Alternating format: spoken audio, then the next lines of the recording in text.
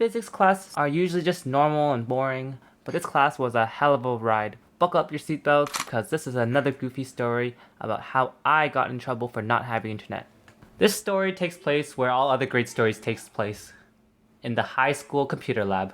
That day, we were doing a physics lab which needed computers to access the online lab simulations. We had the whole class, which was about 75 minutes, to finish the lab and to record our results.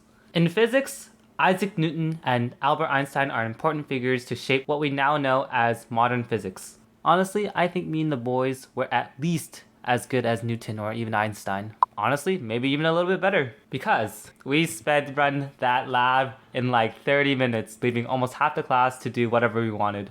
You know, I'm something of a scientist myself. If only we were born a little bit earlier. I think Newton and Einstein kind of stole all of our great breakthrough ideas. For some reason, one of the lab computers did not have internet access. So when you open up the browser on that computer, the dinosaur minigame pops up. And for those who've never experienced internet loss, which is kind of sus, is a 2D side-scroller game where you control the dinosaur to avoid any obstacles. The goal of the game is to survive as long as you can to achieve the highest score possible. Since we finished so early, we had 30 to 40 minutes of class left, so we just decided to play that for the rest of the class. There were like a total of 5 guys, including me, and we were trying to assert dominance by seeing who can achieve the highest score possible. The first guy went and screwed up and ended up with like 300-ish points. Pathetic. The second guy went and he did a little bit better with like 500 points. Then I went.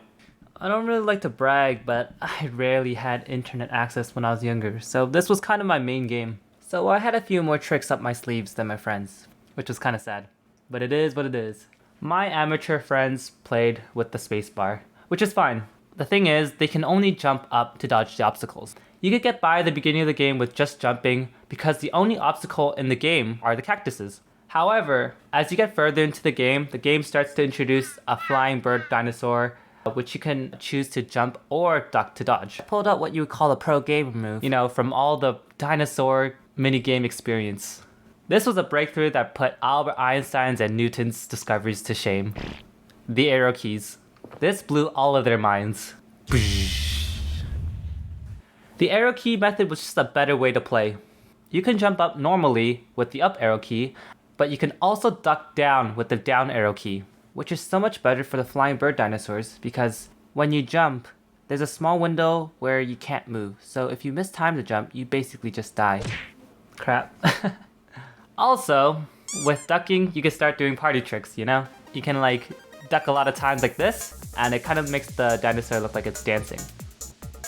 When I showed this to the squad, they just went ballistic. Everyone started to cheer, they started to scream. It was just a good time. Honestly, I think one of the boys was ready to take off his shirt, and start twirling it around from all the excitement. We went crazy for like 10 seconds, and the physics teacher just had enough and shut the operation down. He laid out the reasons for why we couldn't use the computers for the rest of the period. Number 1, we weren't using the computers for educational purposes. Well, that's not true. We finished the lab on time. The second reason, we were acting immature for senior students. Well, also not true. Senior students should be goofy, I think. And number 3, we were disturbing the other students. Well, damn, you got us. Guilty. All 5 of us got off the computer and returned to our desk, still trying to contain our giggles from the dancing dinosaur. Apparently, we were still a bit too loud, and the teacher announced that it was the last class of the day, and he had no problem with keeping us hooligans back. Oh, hell no, bro. We were at school for like 8 hours already, and you want to keep us back? So we just sat there in our seats for the remaining 15 or so minutes in silence. It was kind of like a mini detention. We did our time and got out of there, and that was the end of the wild physics class. Definitely a class I would remember, and I just wanted to share it with you guys. That's about it. Catch you in the next one.